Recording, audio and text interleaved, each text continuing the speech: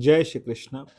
गीता का तीसरा अध्याय और 17वां श्लोक, जहां भगवान श्री कृष्ण कर्मयोग की बात कर रहे हैं।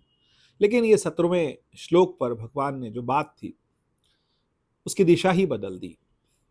भगवान कहते हैं कि जो मनुष्य आत्मानंद में स्थित रहते हैं या जो आत्मवान हो गए हैं, जिन्होंने अपनी आत्मा को जान लिया है, जिनका आत्म साक्षात्कार हो गया और वो प्रबुद्ध हैं और पूर्णतः आत्मसंतुष्ट हैं, उनके लिए नियति में कोई कर्म रह नहीं गया।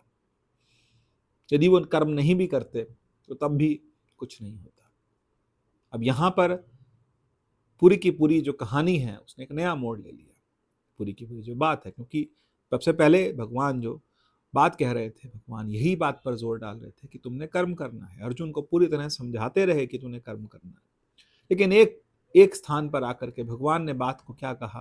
भगवान ने कहा कि जो आत्मानंद को प्राप्त हो चुके हैं, जिन्होंने सब कुछ त्याग दिया, जिन्होंने शरीर को भी कुछ नहीं समझा और शरीर को भी छोड़ करके उन्होंने मान लिया कि मैं विदेह हूं, अब मेरा शरीर का होना ना होना, क्योंकि रामायण बहुत सुंदर कहती है, साधन धाम मोक्ष कर द्वारा, ये मोक्ष का द्वार है।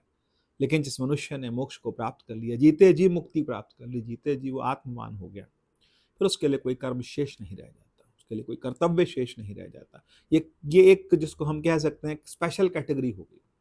स्पेशल कैटेगरी क्या हो गई कि मनुष्य ने सबने कर्म करना है, लेकिन उस कर्म करने के साथ साथ यदि मनुष्य आत्मवान हो जाता है और अपनी आत्मा का संपूर्ण ज्ञान उसको हो जाता है, तो उसके बाद उसके लिए कोई कर्म शेष नहीं रहता। लेकिन हमारे धर्म ग्रंथ, हमारे शास्त्र, हमारे उपनिषद आदेश करते हैं कि मनुष्य को 100 वर्ष तक कर्म करते हुए जीना चाहिए। उसको ज्ञान हो जाए तब भी, ज्ञान ना हो तब भी। इसके बाद भगवान अर्जुन से भी यही कहेंगे कि तुझे ज्ञान तो पूरा हो गया, तू आत्मवान भी हो गया, लेकिन तुझे कर्म करना होगा।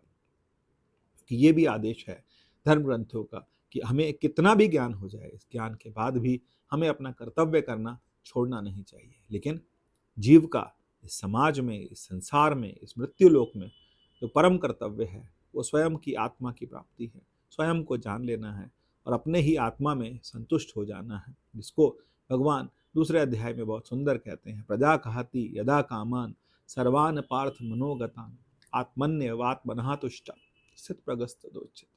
मनुष्य स्थित प्रज्ञ हो जाए, उसकी बुद्धि, उसकी प्रज्ञा जो है वो परमात्मा में स्थित हो जाए, और पूर्णतः जब वो परमात्मा में स्थित हो जाती है तो फिर ऐसे व्यक्ति को स्थित प्रज्ञ कहा जाता है। और यहाँ भगवान कह रहे हैं कि स्थित प्रज्ञ के लिए कोई कर्म शेष नहीं रह जाता, क्योंकि उसने जो मुख्य कर्म था जीवन का वो कर लिया है।